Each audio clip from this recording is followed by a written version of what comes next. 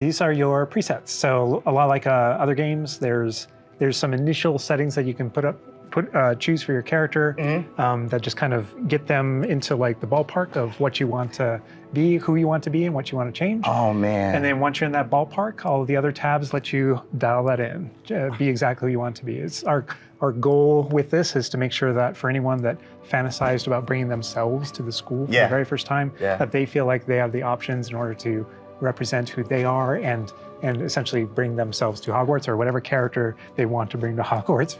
Oh my God, and options galore. Do you mind if I try to put myself in here right quick? It's all about you today. Okay, all right. So, okay, yeah, that's me. We're here, that's me right there. All right, so that's step one. We're pretty close, but let's look at everything here. Let's go over play here. around with some of these options, like really. All right, so what are we looking at with this option over here with the tab? I see face stuff. Yeah, so a lot of the different faces that you saw in the previous screen, all those faces are choices that you have here. So you can, now you're just kind of getting into the details in your face shape, in your skin color. And then because we knew a lot of people going right in are going to want it right away, even though it's an option later in the game, you can collect different types of glasses, put them on later. We give you some options right up front if you want to have glasses for your character. Oh man, oh my gosh, look at the structure of the faces with this. Wow, you guys thought of every. I like that. I don't think my face is that skinny, but I think we'll go that. I think we'll go that route. And down here is this. Those are your glasses there. Oh, so we could go Harry Potter if we want. Awesome job. Oh man, and this is just some of the options, I'm assuming. Yeah, so through the course of the game, there's a lot of different options that you'll keep unlocking. Okay. So as part of kind of like gear for the character, there's lots of different classes, there's even masks, there's all kinds of things over the course of the game. I like how it's all Victorian era though. Yeah, like, right up front. very authentic. Such a good call. Oh my gosh. All right, so now, we can go fleek on this one with the hair. I spend a lot of time here just like dreaming about my different characters. And what they're my gonna be gosh, the pony. The thing I'm always amazed by whenever I see any aspects of Hogwarts Legacy's character creator is just the texture. And like you even adding the bounce with the hair moving around. Yo, that kind of looks like Hermione a little bit. I'm not even gonna just I'm not afraid. And we can just go, can I go like Tonks purple or green a little bit? Absolutely. Oh. Yo, this is so cool. Oh, I like that. That is cute. Oh, okay, so little behind the scenes. I used to have this type of hair like way back, but was it purple? I wanted silver tips, so that was the closest I got to any color. But oh my gosh, this is so cool. So you literally can bring yourself. Like it's a myriad of textures and different hairstyles here. All right, so now we're getting over here to play around with some of the. These are more subtle options. We've got freckles, moles, different things like when it comes to your complexion, like darker eyes, maybe like some shading on the cheeks. Oh man, you guys literally thought of everything with this.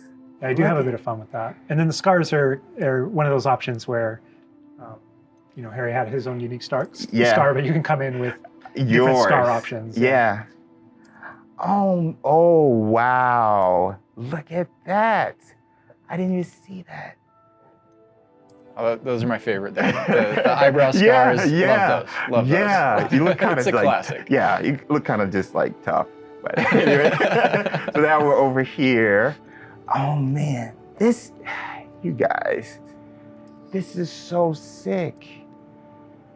Again, getting more subtle here, really like dialing in that face to really get your. I don't know how revealing I want to be with my facial features now. Just like, I kind of have a big face. Yeah, my eyebrows kind of sit kind of low.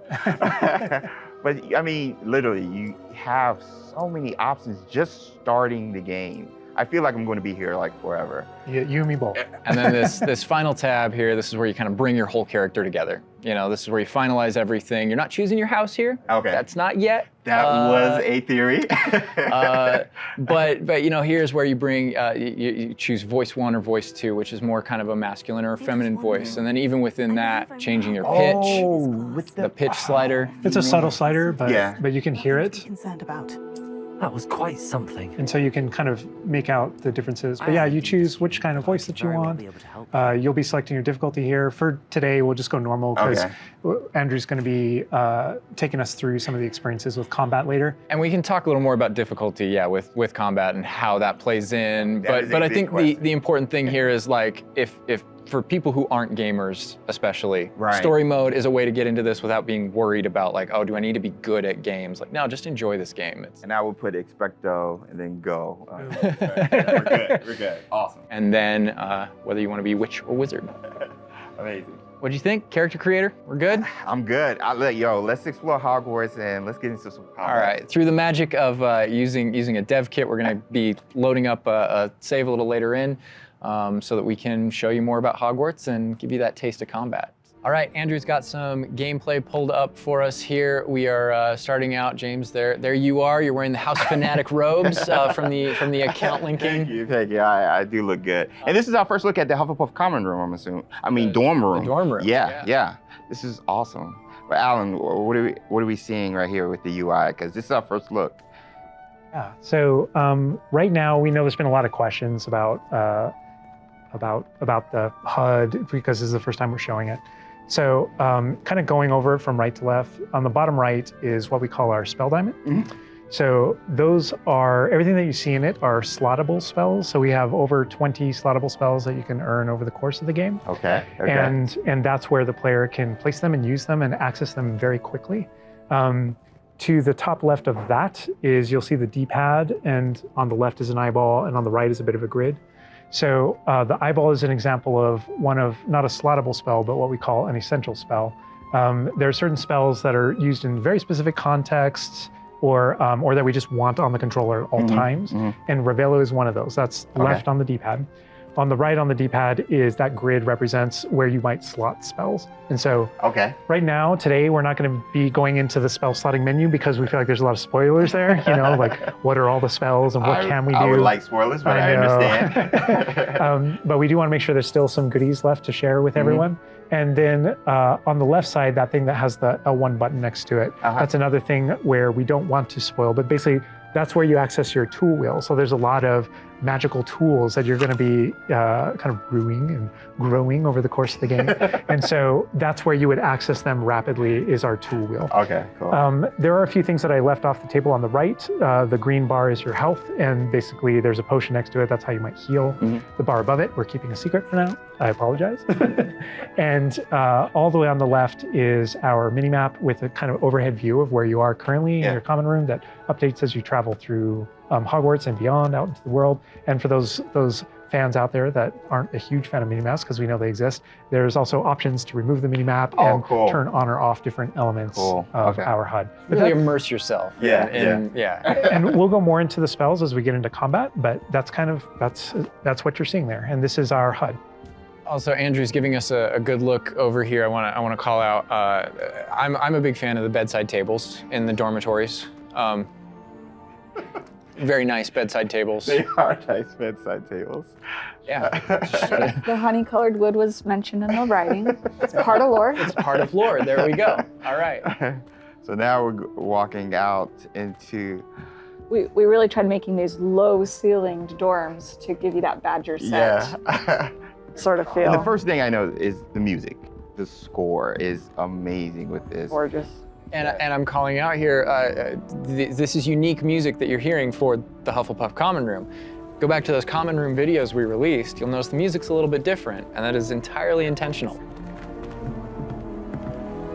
We just want to welcome you to your common room in every single house, just a little bit differently. So you can customize that experience right away. Oh my gosh, that's so awesome. Look at that. So I mean, beautiful design.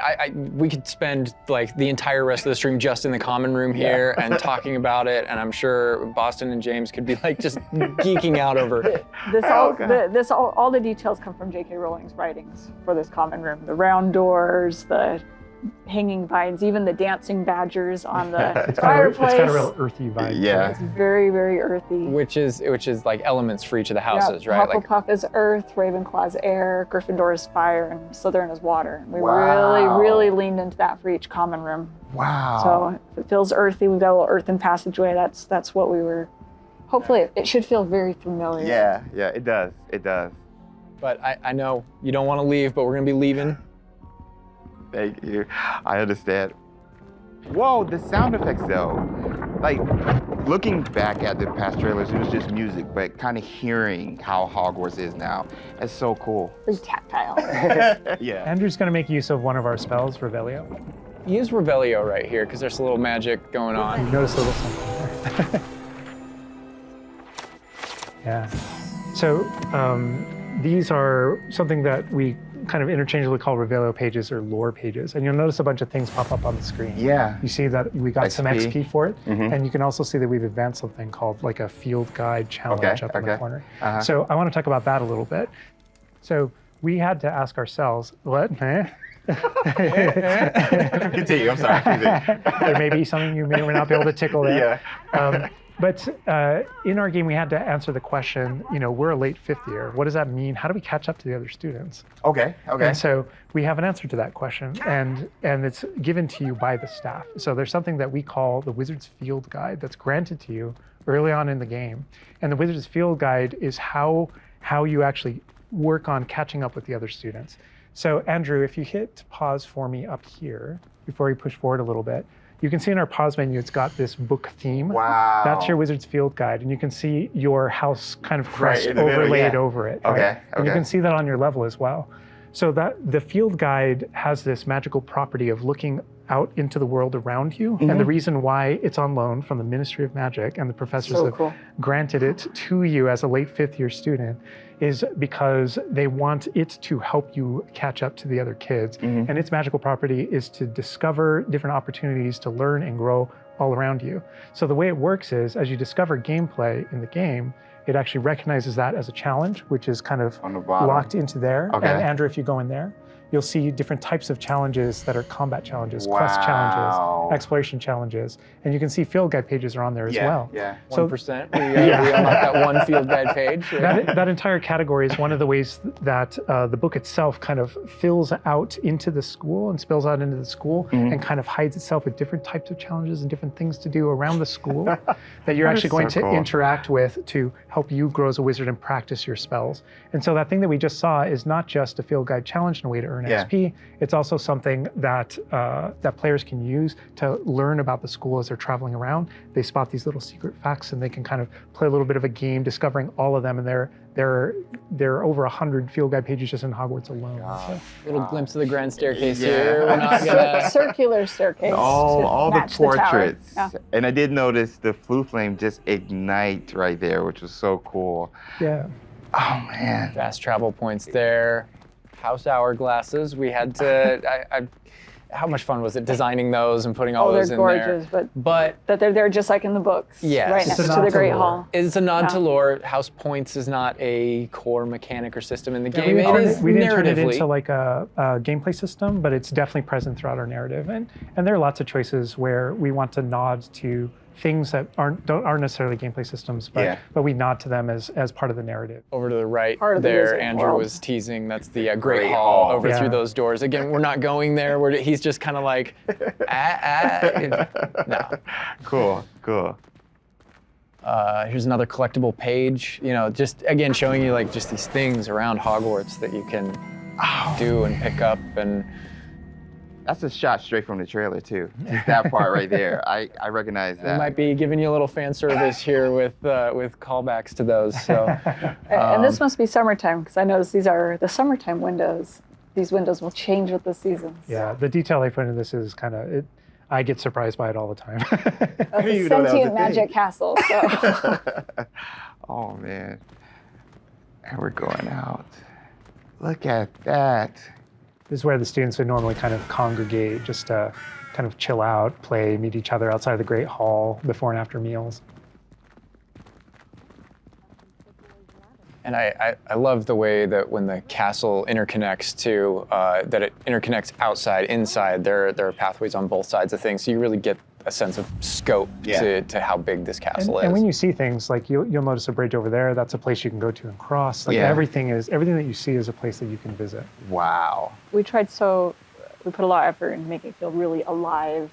Not just with student population, but even just the greenery and stuff. It's Scotland. Yeah. And this castle's been here for hundreds of years, so it just kind of the moss and all the trees that have overgrown it, and oh my gosh. that landscape, that Scottish. This location might look a little familiar to you. I thought I recognized it. I believe this is from the Spring ASMR, and yes, so that puzzle right there, that view, Andrew is taking us right back to that. I'm going to tell Andrew not to interact with that puzzle and to keep moving on.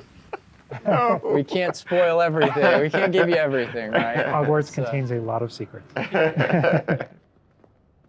Oh my God. But this is this grand entryway right here coming down into a really kind of central area. Yeah, we're coming upon the central hall, and we pointed out the greenhouse outside, and we'll notice when we get down there that it's on the right. This is a big hub of the school. Like it's a big castle, but it is designed so you shouldn't get very lost. This is kind of a grand central station. I love that. I love each that. direction, it's green over there, so the greenhouse is over there. Transfiguration courtyard, the library straight ahead. So it's kind of the hub Oh my of God. a lot of the castle. Even the color, visually, you can just tell, okay, green, Oh, green, go greenhouse. that way. Oh my God. A lot of it'll be subconscious, but it'll help you really learn the castle and feel like you know your way around. That's not to say that it's easy to learn. All of us here still get pretty lost in it It on a is a daily castle. basis. It It's a is. castle. Great point. I love that Andrew's definitely teasing a lot of things here. I'm noticing he's swinging the camera this way and that. Yes. He's got this grin on his face over there that's just like, yeah, I know what I'm doing. I know what I'm from the reveal trailer. There's that dragon. Oh my This God. is another location where the students will gather, and just kind of chill out. And an opportunity to talk to somebody, get a quest giver here. Is everything all right? Yes, I'm sorry. I'm Nellie, by the way. I'm just so excited that the Daedalian keys are back. The what keys? The Daedalian keys. Surely you've seen them flying about. Rumour is that a former headmistress, Professor Mole, conjured them to protect the contents of certain locked cabinets years ago. Professor Black couldn't be bothered to disenchant the keys, and they appear every few years. You should try to catch one. Why would I do that? Each key will lead you to a locked cabinet somewhere in the castle. If you can manage to get the key into the cabinet lock, not an easy task, you may find a reward.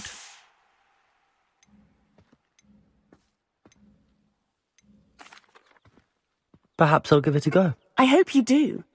In fact, I think I heard one of the keys in the astronomy tower. You should listen for them.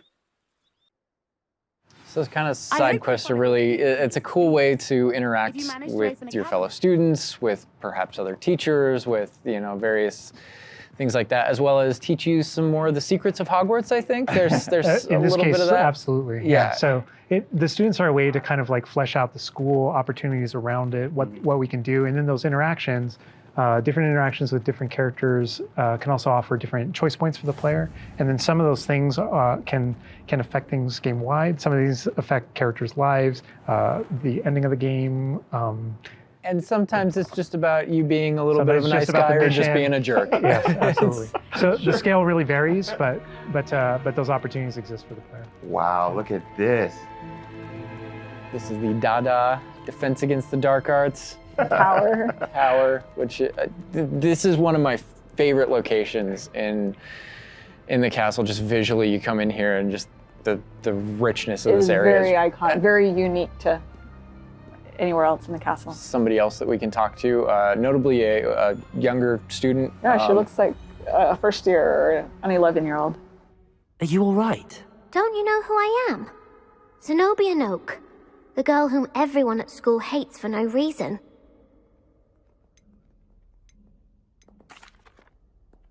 Everyone hates you. Why? Because Hogwarts is full of bullies and spoilsports. Leander Pruitt's one of the worst, that no-talent moon mind. I wanted to make some new friends, and so I brought my collection down to the common room. My gobstone collection, that is. I was hoping someone would want to play. Are you familiar with gobstones?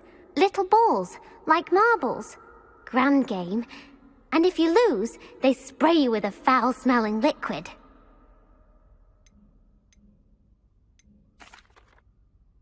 I haven't much interest in a game that sprays you with odors. Only if you lose, which I never do. Or at least, not often. People can be so cruel. Just because they're sprayed all over with smelly gobstone spit, it's their own fault for losing. Imelda is one of the worst losers. Everett and Astoria are terrible as well. And now those poor losers have taken my gobstones and hidden them in very high places all over the school.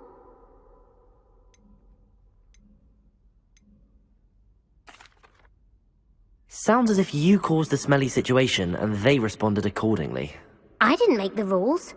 Anyway, I can't work out how to get them back on my own.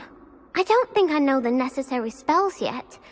I need someone, perhaps a selfless and talented 5th year to help me.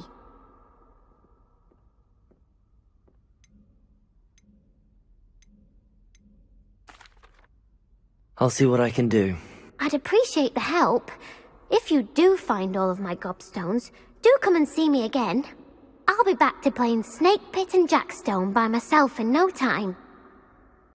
I love that interaction with her because there's so many ways that you can go with that. You can you can feel for her. You can be a jerk to her. You can be like, gobstone sounds awful. It sounds like you're just mean. Yeah, and your opportunities to be mean there aren't over. So, they continue. That's a good example of the gobstones too. I know people are gonna ask, gobstones playable? They mentioned it, right? Yeah.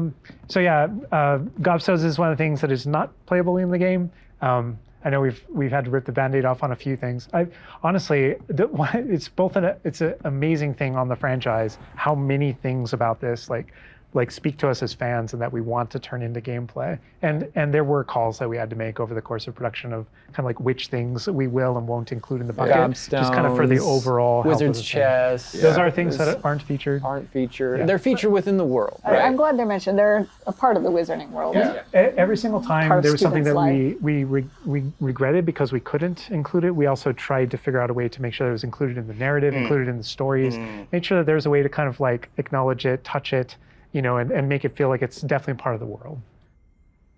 And I know here too, we're like, reaction. I was like, we're in the Defense Against the Dark Arts class. I recognize that staircase to the left where we were just at. Andrew was walking by. I also recognize the dragon at the very top. Oh my gosh.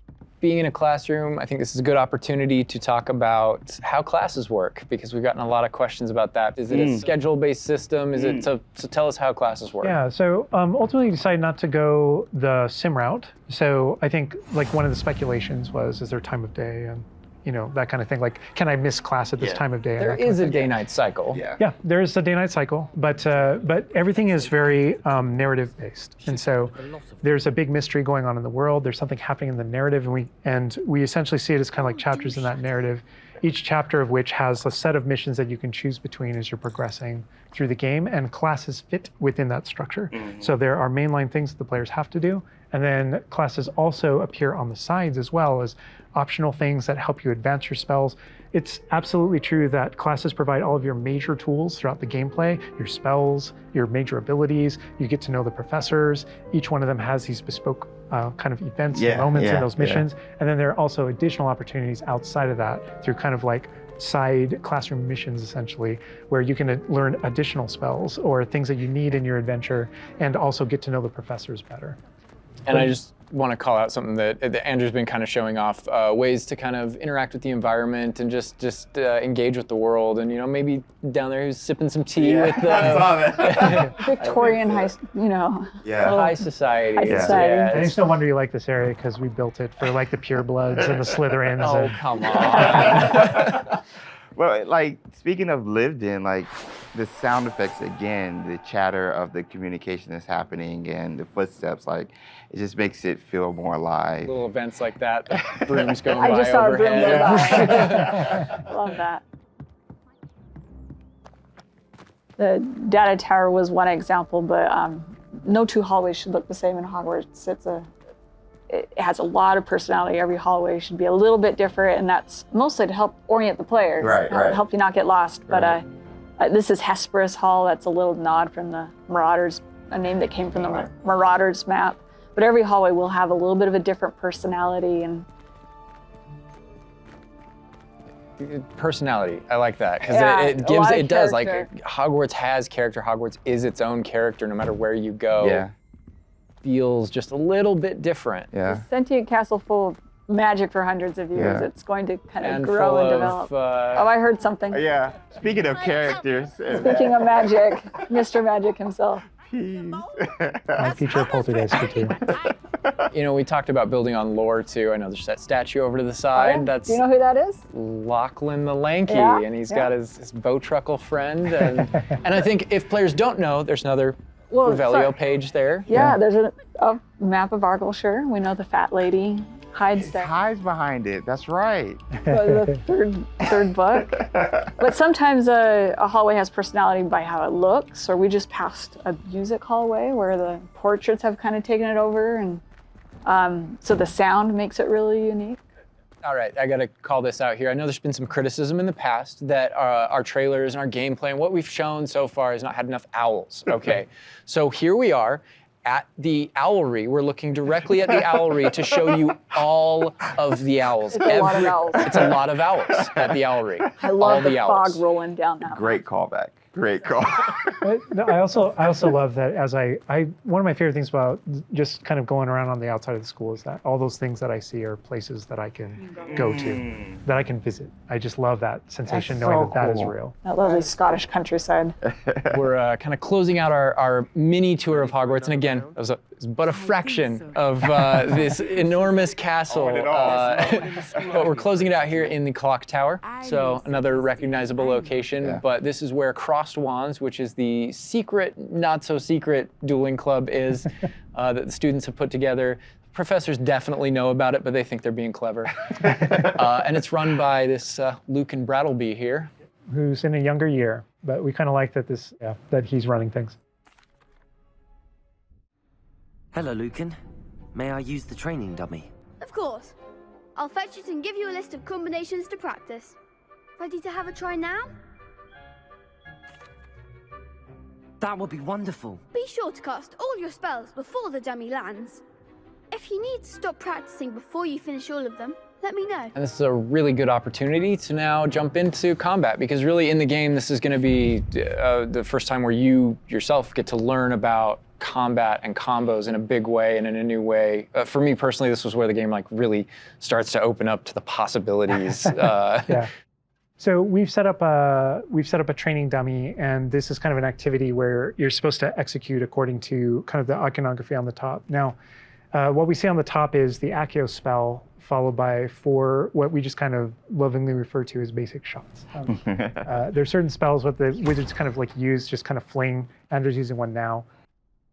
And you trigger that by tapping R2 on your controller. So you can see in the corner R2.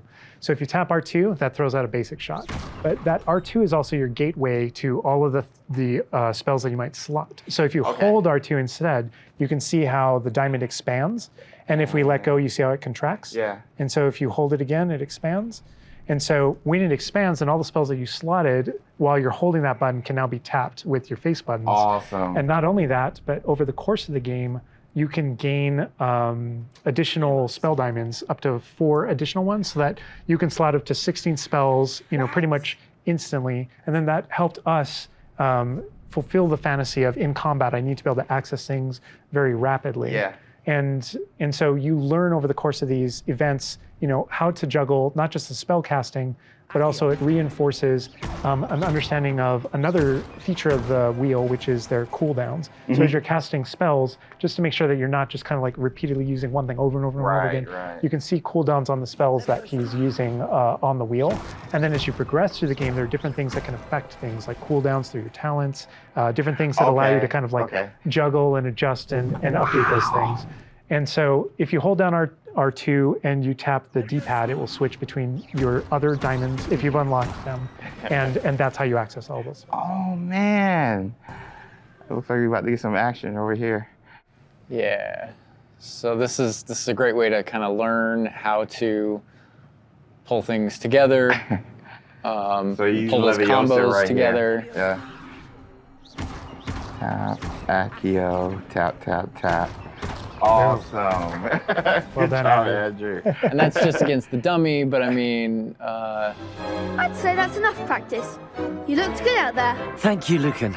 I say better to discover one's weaknesses during practice than during a duel. You'll be a fearsome challenger now.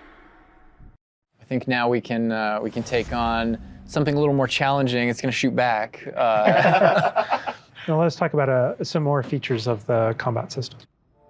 Hello, Lucan. Is the next round of crossed wands all set? Why, yes it is. I've got a great match lined up. Ready for another round? We're on a PS5 dev kit here, so we're going to be able to kind of pause I'm the action Yeah. and talk about what you're seeing on the screen, because there's about to be a lot going on. Okay. All right, here you can select if you want to fight with somebody else, some of One your of the other classmates. students. Yeah. But in this case, we're not. We want that action to feel a little more frantic towards you to really get you that sense of combat. So Ready to apparently get you've thrashed? got quite the reputation because they've got you up against three people. Apologies Off the in advance. jump. So I can explain this just because I know people are going to go into it, but we can probably just kind of jump in. You're not the only one that has Protego and the ability to deflect. The enemies do too. And we actually play with that when it comes to the spell casting. So you notice that there are different colored kind of shields around the different characters.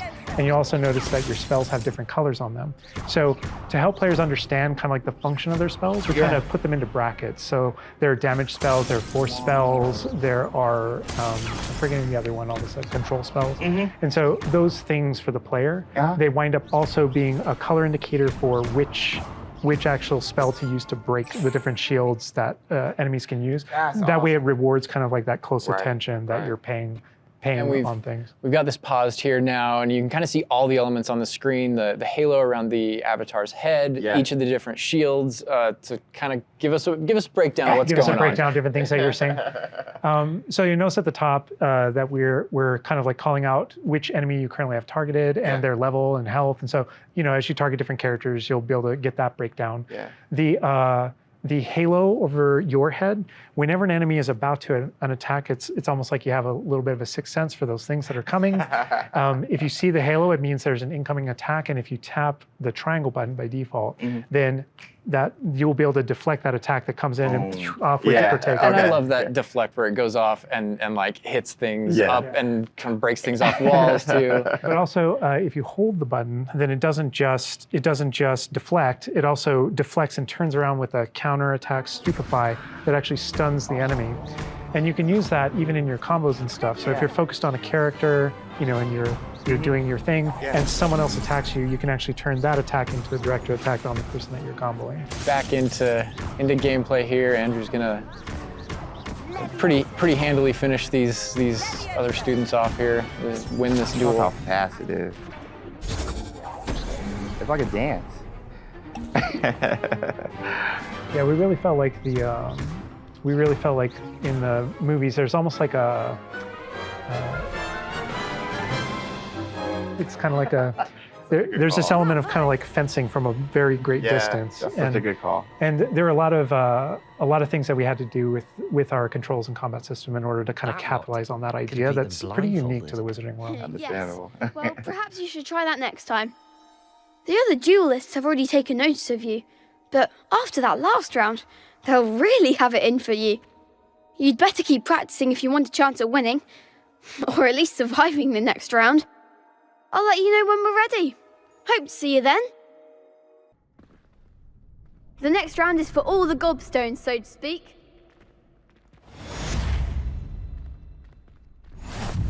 And that is more or less going to wrap it up for us for now, for what we wanted to show you. Character creator, tour of Hogwarts, and just that little taste of combat. But we didn't want to leave you without, well, maybe a little taste of something that we may show in the future, may show next time. You know, so leaving the castle, going out here. More owls confirmed. Owl mail.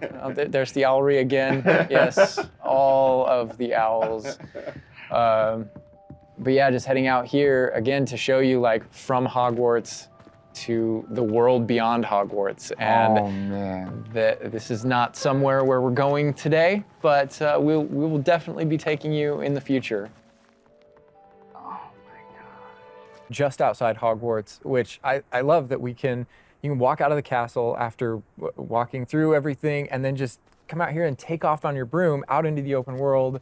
And Alan, I know that's something that you particularly like about Hogwarts Legacy too. Yeah, I'm a big fan of just being able to hop on the broom and go anywhere. There's something about kind of like the sensation of everything being open to you, and just I love the proximity that I can get to things. I love flying close to the ground, and I kind of wanted to talk about it just because I feel like you know, the brooms are fun for me, not just because of all those feelings of exhilaration, but because they're not just I have a broom and it's done. I actually kind of like some of the mechanics in it. So you see in the lower right there's a meter there, and occasionally as Andrew's kind of flying up or flying down, you might notice it draining or not. And this isn't the present day where all the broom technology is well known and advanced and everything that we know and love. This is an earlier time where they're still trying to figure out, you know, we're not at the 3000 yet, we're at the 11. So. Oh my goodness, I'm just so speechless right now because this is just so beautiful. The world just looks so. By the way, the broom, is that like the only one, or can you like upgrade that broom to go faster? Yeah, so we have a shop in Hogsmeade, actually a broom shop. And so that sells a variety of different brooms. And it was important to us that the player could customize themselves based on their own aesthetic. So they're purely cosmetic, but if you talk to the shopkeep and help him out, he'll actually sell upgrades. Yeah, and those upgrades will make it so that where normally the broom, you can only fly, you can only go at max speed. It's kind of like a turbo meter down there. You can only go at max speed without the meter going down, kind of closer to the ground. And as you raise into the air, you'll notice the meter drop. And so those upgrades will allow you to increase that distance from the ground. And the broom owner at the sporting goods store in Hogsmeade is trying to perfect the broom and get better at it and know it better. And you can participate that and get better and better brooms through that. And I love that mechanic encourages you to actually explore the world and kind of stay close to the ground. It's not just a travel mechanic, point A to point B. You're not just flying high over everything, although it is beautiful, something I really love doing, but as well, there's lots to explore on the ground, and so kind of keeping you down at the ground level. And to me, it feels like it's got this kind of surfing vibe over the. Oh my god! Like I'm just like I want to snatch the controller from Andrew right now because I want to go to the mountaintop, I'm going to the forest, and to that hamlet, or well I don't know if that's how it's called. I think that's what it is. No, it's awesome. We're actually gonna land here, and I feel like that you call it a hamlet is just perfect, just because that's what we refer to it as, and so. We all know from lore that Hogsmeade is the only all-wizarding village within Britain, but we wanted other opportunities to kind of meet other characters out here and to kind of populate the landscape, so it's not just kind of, you know, barren as you leave out this direction and that direction. And so we just imagine these different dwellings, these different smaller locations that wizards might live in out in the Scottish Highlands.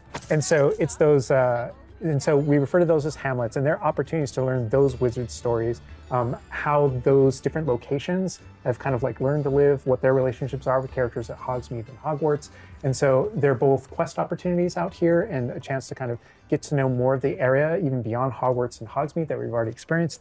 And you'll also notice on the mini-map, like lots of little icons, and each one of those represent gameplay in the hamlets that you can participate in, you know, whether it's a vendor or different puzzles and challenges or different secrets that exist. Each one of those icons are different opportunities for gameplay.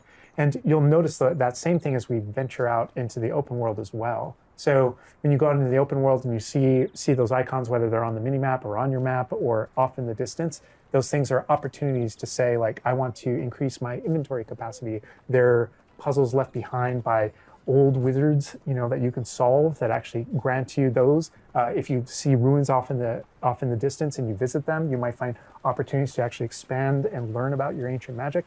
And as you kind of encounter different enemies dotted on the landscape, sometimes those characters, poachers or dark wizards, might be hoarding different magical resources that are valuable to you as you're playing the game. So each one has kind of like a way to connect to our gameplay loops and provide different opportunities that just kind of reward you for poking around. I mean, I right away want to just cover all of those points on the map just by going over there. Well, we've flown on a broom already, but there is something that we haven't done so far, and that is getting on our flying mount. We're going to hop on our Onyx Hippogriff here. The Onyx Hippogriff is our pre-order bonus. Oh my god, there he just like pops out of the back. Oh wait, you can use it as a horsey? I mean, a horse? I mean, that is a horse? Yeah, as a hippogriff, you can totally ride it like a ground mount, and you can lift off into the air. And we tried to make sure that each of those interactions, so the broom's really good at reaching that top speed, at kind of traveling the world as quickly as possible. But sometimes it's really nice to get on the hippogriff because of that ground speed or those transitions. And sometimes it just feels amazing just to be riding around on a hippogriff. Look at it. Yeah, it really is kind of like, I don't know, it's a great feeling being on it. And it's a great feeling managing those transitions, kind of going from run to fly and just being able to go wherever you want. And we tried to make sure that each one of these things that you can interact with have a unique identity and a reason for being. And oh my god, like I see like different like areas, like a swampy area. By the way, can you go to like entire map anywhere you go? There are regions that are like locked from you? Yeah, as soon as there's kind of a moment where the world kind of opens up to you outside of Hogwarts as a student, and right from that moment, early on in the game, you can go wherever you want. And so you might find more difficult challenges in different areas, and you'll see different spots as Andrew's moving around, like you mentioned, the swamp. But there, we have got like a coast, and we've got different types of environments out in the world just to kind of pepper your experience, reward you for exploring, keep things fresh. All those things exist as we're moving around. So cool. And I love that windmill. It's like so rustic. Like I keep forgetting that this is like 1800s. The Wizarding World we've never really seen before. Like it feels so authentic. Like it's part of it. Yeah, I love this vista too, and I'm gonna have Andrew stop here. We're gonna use a bit of dev magic to change the seasons. Actually, I want you to see what this world looks like, covered in snow. Yes, yes, yes, please. I love snow. That's all I want. Oh, baby. Oh my god, this is so beautiful. Oh my goodness. This is so pretty. Okay, it looks so realistic. Oh my god, it changes the landscape like completely. Oh my god, does it have like actual like gameplay impact, like impact on the gameplay, or does it like it's just the weather of Scotland? Yeah, we really use it as a narrative marker through the game. So as you're progressing through your main storyline, it was important for us to kind of like have those moments that kind of felt like when you're reading the books or watching the movies where, you'll see kind of like the title card, winter, and now the landscape has changed, and you're really feeling that passage of time while you're a student, going through your year at Hogwarts. And I think we wanted to duplicate that. And for me, it's really fun that it's not just on the outside, which I agree, I think it looked really beautiful, but within the school as well. So there are moments like when it reaches certain holidays or things like that, where Hogsmeade reacts to holidays and the school reacts to holidays, and you see the decorations around those environments change. That really helped just kind of make me feel like I'm there. Right. Yeah. And it's not just for the seasons, those kind of vibe things. Like we have a day-night cycle, and that day-night cycle, even though similarly, like it's largely about vibe, when you go into Hogsmeade in the evening, there's less characters there. Around the school, you'll notice it kind of dies down and quiets down just when there's candlelight and students kind of like as you're walking through the halls. But in that day-night cycle is where we've kind of placed a few items where, whether or not you can collect them or whether or not you can interact with them that are a little bit restricted by the day-night cycle. And I love Andrew's flying up here, really high up on the hippogriff, and we're just looking at this view of Hogwarts in the distance. It's just absolutely beautiful. It's part of what I love most about flying around in this game, whether it's on a hippogriff or on the broom. No, I mean, you talk about going anywhere and things that you can see in the distance, and that's one of my, I still can't get over, like, no matter, I played this so much, but I still can't get over the fact that I can see Hogwarts out there, and there's just something beautiful about knowing that all of the things inside of it, the classrooms, the students, the professors, all the places I can go, I can just fly my hippogriff, land in the courtyard, enter the front doors, and just walk, to the library, to class, or to greenhouse, or to my common room, that it's all contiguous and just kind of like one space is still exciting to me after all this I mean, time. I'm speechless right now. It's just absolutely beautiful. It's just, oh my God. As much as we want to spend a lot more time out here just flying around, experiencing the world, I think this is a great opportunity to switch over to combat. And last time we gave you kind of an intro to combat. This time we're going to really go a lot more of a deep dive on using the Dark Arts Battle Arena, which is part of our deluxe edition. All right, Andrew's got us in the Forbidden Forest, which is where the Dark Arts Battle Arena is. Which is part of the Deluxe and Digital Deluxe Edition. I love the way that the Dark Arts Battle Arena is actually part of the world. It's integrated into the world, so your experience is more immersive than just choosing an option from the main menu of the game or something like that. A reason to go to the Forbidden Forest. Exactly. There are many reasons to go to the Forbidden Forest, but he's also wearing the Dark Arts cosmetic set, and here he's pulling out the Thestral, which is part of that Dark Arts pack from the Deluxe and Digital Deluxe Edition. So we're going full Dark Arts here. That's good. That's what I like doing. But I like this this battle arena. It is a great place to show off really combat in a big way, because it unlocks some interesting abilities for you and allows you to really play around with combat in a deep way. And is this like the only arena like this in the game where you can like practice? And So in the base game we have 2 combat arenas normally, and so everyone has access to those. And each of the combat arenas are an opportunity to kind of just go through a difficult combat challenge, fight through multiple waves, in order to earn a different cosmetic for your character and add that to your collection. In the case of that's no different than the Dark Arts Battle Arena. That's also true, the combat arena. But one of the things that we're excited about in the Dark Arts Battle Arena that people can do is you come in preloaded with different abilities. So preview. And again, a great place for us to show off combat in general. So I think we're gonna jump in here. Andrew's gonna start battling, and we can start talking about everything you're seeing on the screen. All right. Oh, they just about the cadavers right away. Oh my God. We're starting off strong. Oh my God. Was that Kujio? Oh my God. That's so cool. Yeah, so that you'll notice right away, like when we used Avada Kedavra, that guy's health bar went from instant to 0, and we really are trying to honor the way Avada Kedavra works in the game, even in some pretty extreme situations. You'll notice that like the meter takes up a lot longer to a little kind of cooldown. Build up as a way to kind of deal with its extreme power, just so that it's still fun to use. And then there's some ways that we'll probably talk about to adjust that. But I don't know. I don't know if there are things on the screen that you just have questions about. Well, like I see like little blue things popping from the enemies. Also, like that sign, well, it's like, so in the community we call it the ancient magic sign. I don't know if that's how it's called in the game.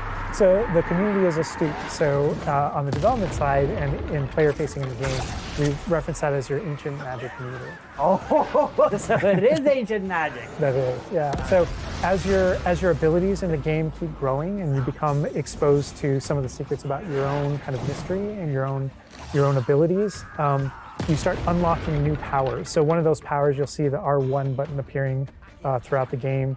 That's an ancient magic throw, we call it, that allows you to kind of like draw an object to you and fling it at an enemy. But whenever you see the R1 or the L1 plus R1 appear over somebody's head, that's an ability to cast a very devastating and powerful ancient magic spell to do a ton of damage against a character. I see. And the way that manifests itself depends on the type of enemy that you're fighting. And you'll see a wide variety of enemies in here that are pressuring the player in different ways. You'll notice there's There's abilities that kind of bubble up under the player as he's fighting that force him to move. And there's different ways that we want the player to kind of move around on the battlefield. And that's actually a good link to the Ancient Magic meter in general. And the reason I say that is because as you're doing different things in combat, you're Protegoing and you're doing different abilities and you can kind of spec into it with your talents, there are different ways to get that meter to build faster and faster. But one of the most effective base ways to build up that meter fast, that way you can launch these devastating attacks whenever you want to, is to actually perform combos. So you see that combo appearing, and it's almost like your emotions are building up, and then basically that builds up enough that you can attack someone. But as the combo meter builds up, at some point you strike someone and a piece of their magic kind of falls out of them. You'll see the blue orbs in the game world, and there's something that only you can see in the narrative, in the world. And it's another reason to move around on the battlefield. If you can go up and collect those things and suck them in, they give big jumps to that Ancient Magic meter as we're playing. We're talking a lot about spells and magic here, but I think there's another huge component of combat, and that is the tools that you can bring to combat as well to kind of change the way you play. And I think Mackenzie knows a lot about what's going on with the plants and potions. And so the tools are really interesting because they're basically like a prior investment. So you can bring the potions and the plants that you grow in the Room of Requirement to combat to essentially kind of help you defeat enemies a lot quicker and more efficiently. So some of the tools that you'll see here are like the rock skin potion. So that is something that basically covers your skin in this like rocky material that reduces the incoming damage that you're receiving. So against big enemies, hard-hitting enemies like trolls, that's super helpful. Oh my god, he's just destroying. The troll just collapsed from one of the cadavers. Obviously, we have the Wiggenweld potion as well, which increases your health. And then we have the focus potion. So when Alan talks about having to balance Avada Kedavra with a long cooldown, because obviously it's an instant kill, one thing that you could do is brew a focus potion, and that will increase how quickly your cooldowns regain. Right. Oh my god, there's just so much like versatility, like in what the character is doing to the troll right now. Like he's just bouncing around the arena. He's like not. And the troll makes him move around too, looks like. Mm-hmm. And I love that our plants are violent. Yes, and so that's like when we were talking about the setup of the arena, you also have plants that you can fight with. And so we have things like the venomous tentacula that you can put down, and it acts like a turret, and it just kind of shoots enemies around the battlefield. That is so cool. This is like a truly like Hufflepuffian way to approach the battle. Exactly. Yes. No, that was super important to us, that there were these like multiple ways. And so you can see there's a ton of different things that you can use. The Mandrake is one, so you can pull it out and it stuns with its like piercing cry these enemies in a radius. And another thing I want to call out that we're seeing on the side of the screen here is these dueling feats, which I love because I love anything that prompts me to play a game in a different way, a unique way. I don't want to get stuck in my style, you know? And so this is a way to, if you want to get stuck in your style, go for it. If you just want to blast people with spells, go for it. But we also want to have some things over here that may make you use certain plants or certain potions or block more or... Yeah, we mentioned the field guide challenges in the prior stream. And the field guide challenges, this is the way that the field guide manifests like challenges for you to do in combat. And exactly to your point, we just wanted a way to encourage players to explore the different systems, to help them decide, to just kind of practice with them and explore what they want to do, because there really are so many different ways that you can push talents. When you see the green X's on characters, that's right. And that's kind of through your talents you can unlock this kind of cursing mechanic that sort of like links the fates of these different characters on the battlefield. That way, as you're cursing different characters, they all begin sharing damage. And so we have things like Avada Kedavra, which is the insta-kill, but if you curse everyone before you insta-kill this one guy, they can all drop dead for that kind of ultimate Voldemort fantasy. And so, oh my God, there are dark arts fantasies. There's fantasies about being more of a defense against the dark arts characters, things like that misty step that you see occasionally being used on the battlefield. And we can also spec into our potions and plants to make them more powerful and more efficacious. So it's all about which type of player you feel like you are and whether or not you want to play with prep on the fly or with deliberation, and those are all different options. That is so cool because like it's like I see so much like going on the screen, just so much complexity, and I want to just try it myself, like which style works best. I mean, I feel like it's the dark arts is going to be the easiest route, but that our ancient audience. magic, to be honest, feels like much more powerful than just the dark arts. Yeah. To be fair. And speaking of plants and potions, we're going to be putting the dark arts away, put those unforgivable curses away, and heading to the Room of Requirement, which is your home within Hogwarts, a personalizable space that actually has some utility as well, where you get to brew things and grow things and also care for some beasts. All right, Andrew's got us in the Room of Requirement, we kind of went casual mode on the outfit here, wearing a nice jumper. And I think that's a good jumping off point for the personalization of the space as well. Not just your character and the visuals of your character, but actually this space is a place that you can make your own. Yeah, it was super important to us that this space really did feel like your reflection as a wizard. So you can change the architecture in here. What? Different themes throughout, starkly different themes, to really just hammer home that this is yours. Oh my God! What? This is beautiful. We never expected that to be. Oh my God. That's the thing, is not only can you change the architecture here, but you can actually conjure little objects into this space, as you can see. So there's like statues that you can do, and ornaments and tables and rugs and just a bunch of little things that really flesh out the space and bring it to life. Oh my God, because like we had an idea that those places where you brew stuff, that's where you can change, but you can do all of this. Where do you even get this stuff? Like there's a furniture store? Yeah, so we call them conjurations. And the conjuration recipes can be purchased at Tomes and Scrolls in Hogsmeade. But also as you engage in different types of gameplay throughout the world, you'll be rewarded with different objects. That's so cool. And you change color? Mm-hmm. You can change the color, you can change the size of it, and you can place it basically anywhere. Oh my God, it's so tiny. It's like for baby Niffler. And I love how the system too is designed. It's not mechanical; it's immersive, and so you get the magical effect of conjuring it in, and you're actually doing this in the world as your character, but the way you've blended like that gameplay with the immersive design of personalizing the space. Oh my God, like, and I love the animation, how it like appears, you know, like it's not just like there, it's like, it almost like it apparates. It is really quite beautiful, and that was the thing, is we wanted that to look really nice because the magic in the wizarding world is everywhere. It's physical, it's kinetic, and it's whimsical. We really wanted to nail that whimsy in this space.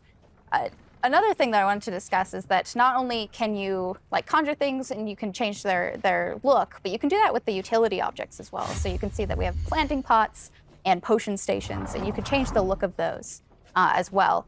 And these are the areas where, as we had mentioned previously, you'll be growing your plants, you'll be brewing your potions. Right.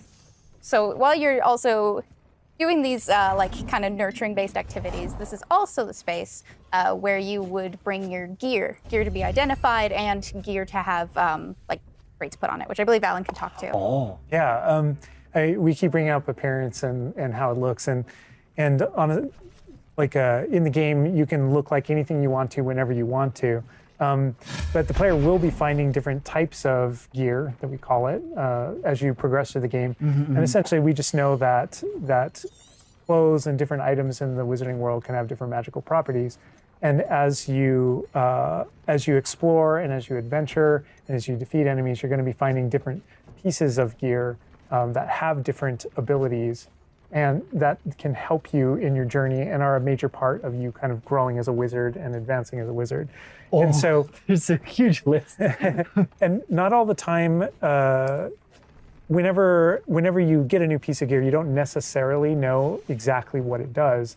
And so there is a station inside of the Room of Requirement that you can conjure. It's one of the first things you conjure, called an identification station, where you can actually bring that gear that you're uncertain about and learn what its abilities are. Right, yeah, that's so cool. And then as this space advances even further, and the space will eventually grow its own rooms, and you're going to get new recipes, you know, like Mackenzie's talking about, all these different things keep expanding. And as it expands, eventually you're going to earn what we see here, which is called a loom.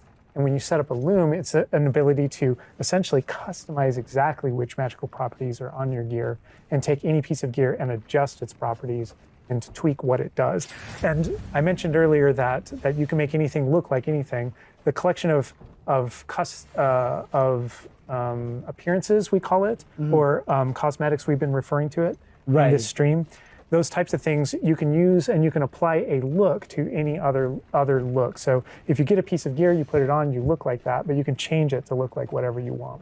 That's so cool. And like you can just put some ability to this sweater, but then you can just swap that ability. Yep, and appearances you can edit whenever you want in the gear screen. The loom is specifically about applying traits and applying larger upgrades that just kind of grant you greater statistical advantage or give you really specific abilities that blend in nicely with where you're trying to go with your combat fantasy or talents and things like that. Interesting. I'm just seeing that they're just like pumpkin fur, mooncalf fur. Where does that come from? Yeah, and so you'll notice that the ingredients that are used to add traits and to upgrade your gear are based around beasts.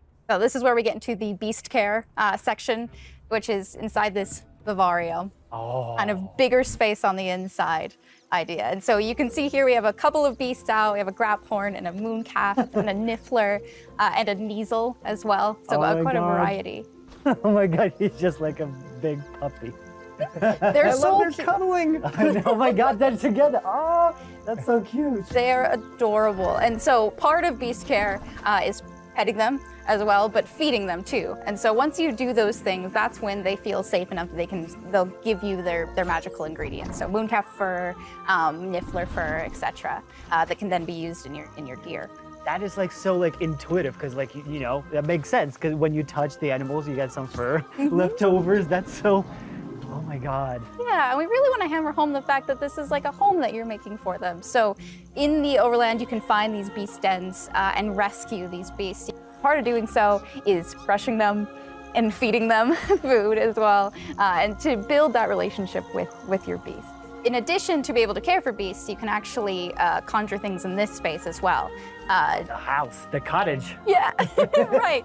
And so we have like a lot of little ornaments in this area, and a lot of them are purely cosmetic, but they look really cool. Again, it's the personalization of this space.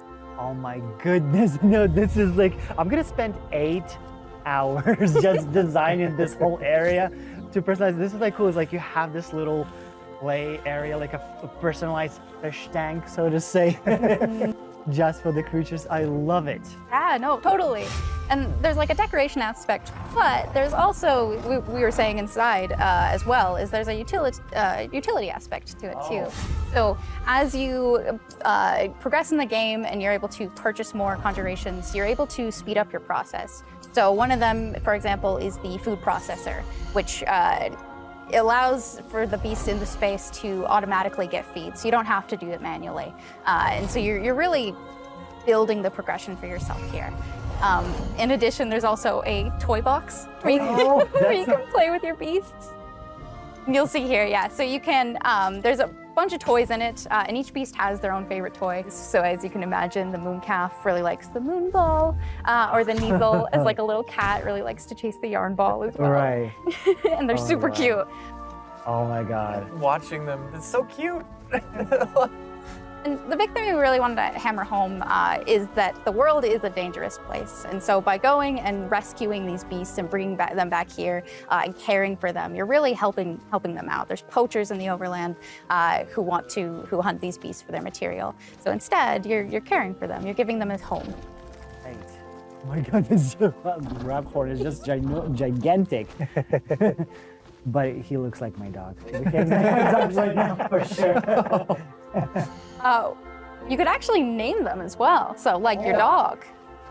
So getting back into that personalization, you know, yeah, we didn't want you to just like throw in, oh, here's a graphorn in here. Like this can be named whatever Andrew's about to name them.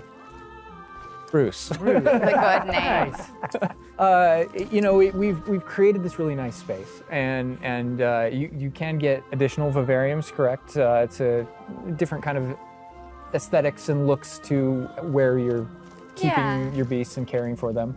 Progression is a big part of this space as well. So as you progress through the story, you will unlock more of a varium. So as you can see, this one's quite meadow themed, big, open, bright. But there's other ones, say like a swamp that you might encounter. And it's really a visual effect to and more space for your beast. Oh, so it's like those, so when we're inside the room requirement, there's like on the left, there's that moon glow from one entrance and then some shrubbery going on in the right. Is that what you're talking about? Yep, that's exactly it. Ah, oh, you put trees in here too. Oh my goodness. And another thing with the beast care that I think is great, tying back to this same kind of thing that you did with like the broom, where the broom is not just a method of travel, it's actually built in and integrated into the world. In the same way, like beast care isn't just this added element. You're not just throwing it on top. There's really this like narrative and integration to everything connects. So as you progress through the missions, you'll expand this space. As you earn resources, you'll go into Hogsmeade and use them to unlock the gameplay here and unlock new conjurations and different things to play around with. In the open world, it's in those different environments, like the different combat and conflicts and bandit camps and different things like that exist in the overland. Those things are what hold recipes that exist in the loom. So all these things have a way of connecting. Moonstone that you find out in the world is the resource that we use to conjure everything. That's found throughout the world. Forgeables are used for recipes. So really everything's like a cycle and keeps you coming back. But even with the story that's being told too, I think people know who Poppy is and that she has a particular affinity for beasts. Yeah, I think everything we're seeing here, you're going to be venturing out into the world, and this is just kind of the tip of the iceberg, even of kind of like your interactions with beasts in that narrative. So you bringing up Poppy, there are more kind of mysteries to discover and things to discover out in the world that have to do with her and that have to do with caring for beasts. And so different characters have their own stuff that just kind of make this all just kind of like the beginning of your journey. Well, we could spend hours in here, but we're gonna have to end the stream now. What do you think about what you've seen today? I mean, I'm just so blown away by how beautiful it looks. The open world seems so detailed and there's so many things to do, and like the combat, we're gonna spend like 2 weeks or more just breaking it down by pieces. There's just so much to this world. Like, I'm so happy you guys did this overall gameplay. And that's just the tip of the iceberg. We've got more for you to discover and find on your own. Thank you so much for being here. Thank you for watching. Hogwarts Legacy is available for pre-order now. It releases February 10th with 72-hour early access for owners of the Collector's, Deluxe, and Digital Deluxe Edition. We're gonna wrap things up, but first we've got a little surprise for you. Bye.